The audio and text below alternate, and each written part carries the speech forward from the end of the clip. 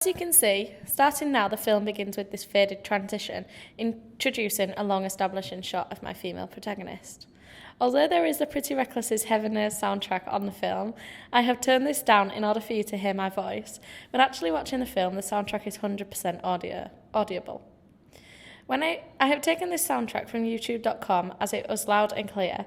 This long establishing shot establishes a setting and fictional diegesis of the film, a school corridor which further supports the genre being a chick flick and conforming to the convention of a stereotypical teen drama. Inspiration for my first shot came from Wild Child, when Poppy first arrives at a new school. There is the use of a long shot in order to warm the audience to the outfit in which Poppy is wearing, which further supports her personality, fashionable, and the genre chick flick. A long shot is also evident in St. Trinian's when Annabel Fritton, the main protagonist, is first introduced to Kelly, played by Gemma Arterton.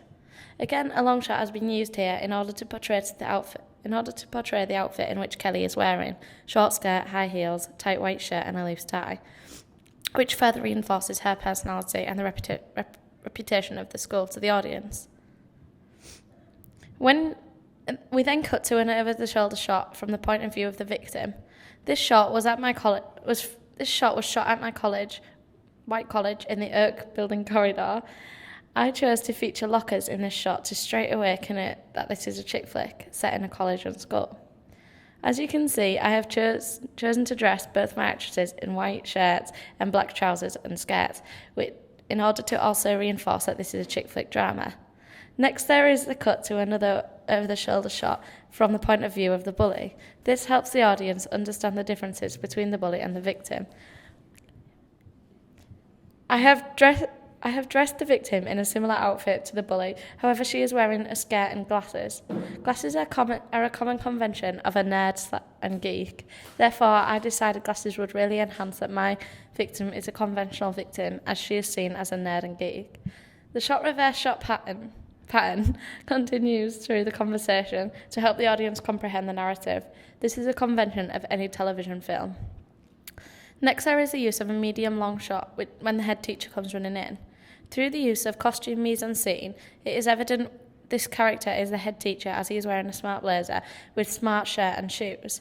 I got the inspiration for this idea from Wild Child, which portrays their female head teacher wearing a smart suit consisting of a grey blazer and grey trousers. After this shot, the female protagonist begins to run away from the head teacher, evident through the use of the handheld camera in which the female protagonist is running towards.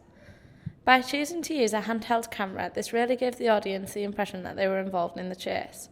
This is further reinforced through the soundtrack, which is a song by Jake Bugg called There's a Beast and We All Feed It, found on youtube.com.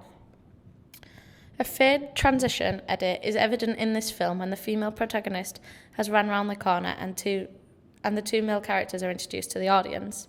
I have chosen to film here as straight in front of the characters there is a sign reading library, which supports the idea that this film is set in a school/college environment.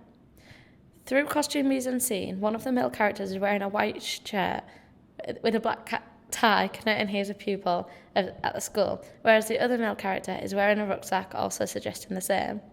The college/school environment is evident through the ambient, non-diegetic sound, which is students chattering in the background.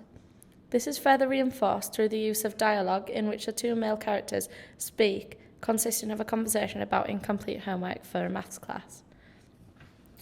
I felt I have achieved the confrontation successfully while sustaining their conversation about the attractive blonde girl in their class.